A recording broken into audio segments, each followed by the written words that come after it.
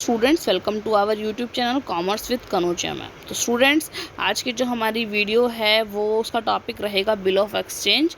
इसके अंदर हम पढ़ेंगे बिल ऑफ एक्सचेंज होता क्या है, कैरेक्टरिस्टिक्स क्या क्या है उसकी। तो चलिए स्टूडेंट, और स्पेसिमेन भी इसके अंदर हम पढ़ेंगे। तो चलिए student, without getting let let's start this topic, bills of exchange. According to the Negotiable Instrument Act 1881, a bill of exchange is an instrument in writing containing an unconditional order signed by the maker. Unconditional order है, maker के द्वारा sign किया जाता है। Directing a certain person, एक certain person को direct करना है to pay a certain sum of money, एक निश्चित पर्सन को पे करना है। ओनली टू और टू द ऑर्डर ऑफ, या फिर उसके ऑर्डर पे सर्टेन पर्सन, और to the bearer of the instrument, या सर्टेन पर्सन ऑर्डर करे या जिसके पास ये अभी बिल ऑफ एक्सचेंज लास्ट में पड़ा हुआ है वो उसके ऑर्डर पर क्या होगा, पेबल होगा। Characteristics of bill of exchange. A bill of exchange has the following characteristics.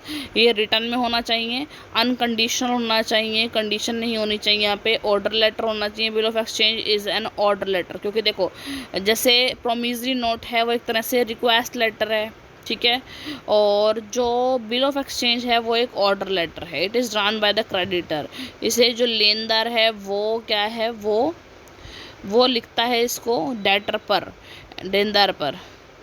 And it is in the form of an order and not a request. ये ऑर्डर की फॉर्म में होगा, रिक्वेस्ट की form में नहीं होगा। क्यों? क्योंकि इसको लेनदार लिख रहा है, वो अपना ऑर्डर की फॉर्म में लिखेगा उसको कि आपको मुझे इतने पैसे देने हैं।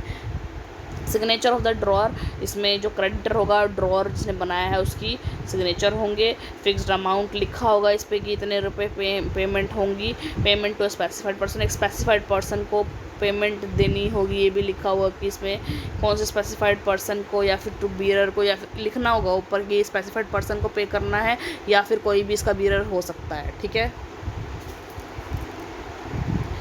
Fixed date of payment, a bill of exchange payable either on demand or after the expiry of the specified duration।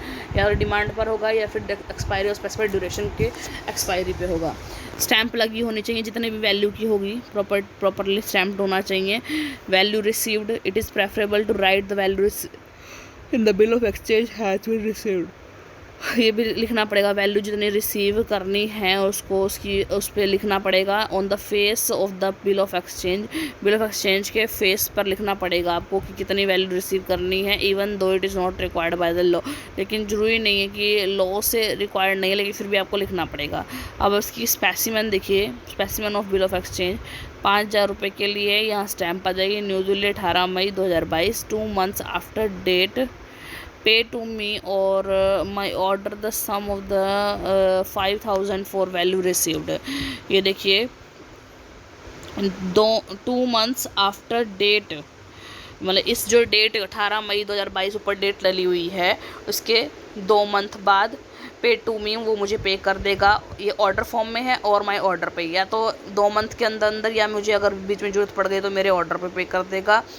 Order the सम और 5,000 फॉर वैल्यू रिसीव्ड, भाई जितने उसने वैल्यू रिसीव कर लिया उसके इन रिस्पेक्ट 5,000 रुपये जो मुझे पे कर देगा। श्री मदन लाल, कमला नगर, गाजियाबाद, उत्तर प्रदेश। तो ये हो गया हमारा बिल ऑफ एक्सचेंज।